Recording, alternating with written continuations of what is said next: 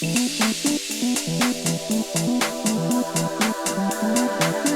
first one is students are seeking more mental health support, yet many faculty are untrained with assisting and filling the support that's needed. So how can we re-envision graduate training to prepare the future professors to be able to handle this new part of the job? Right, yeah. And I actually think one of the things I'm super excited about that's coming out of the Wellbeing Collective and was identified by one of the work groups charged by our backbone structure was how do we build faculty capacity, understanding that they are on the front lines and are oftentimes seeing students in distress.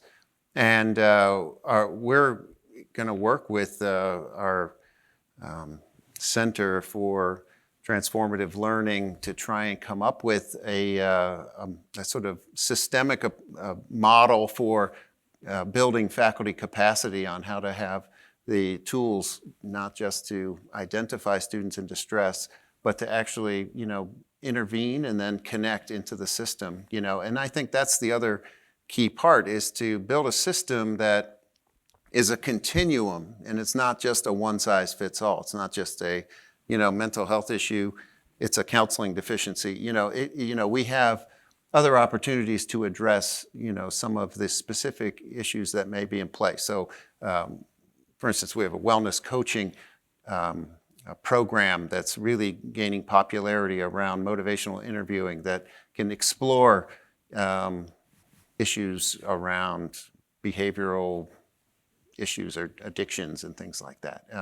And recognize that oftentimes students feel more comfortable seeking help out of a medical provider. So having a model that's connected across the continuum, built to sort of make sure we address some of the more significant things through partnerships, but not a one-size-fits-all. And you're absolutely right, having some tools to build capacity for our faculty who want to be partners in this, and really are in the front line in many cases.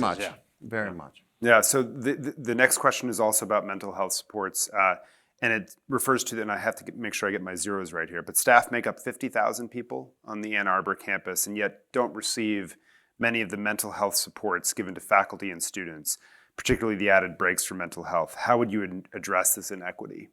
I don't know who wants to.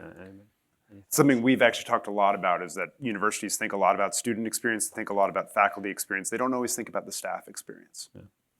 I'm happy to jump in here as well and say that increasingly, and in fact, all the time now, I grew up as a campus health provider, and I use those words specifically. Many people say they run a student health center. I call it campus health.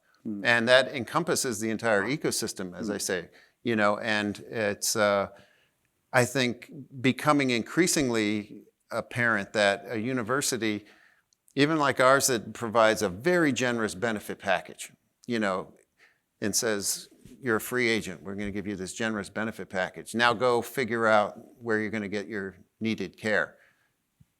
Many employees are finding, like I said earlier with the students, that the surrounding community doesn't have the capacity to meet those needs, particularly those most in need. This is the really challenging part.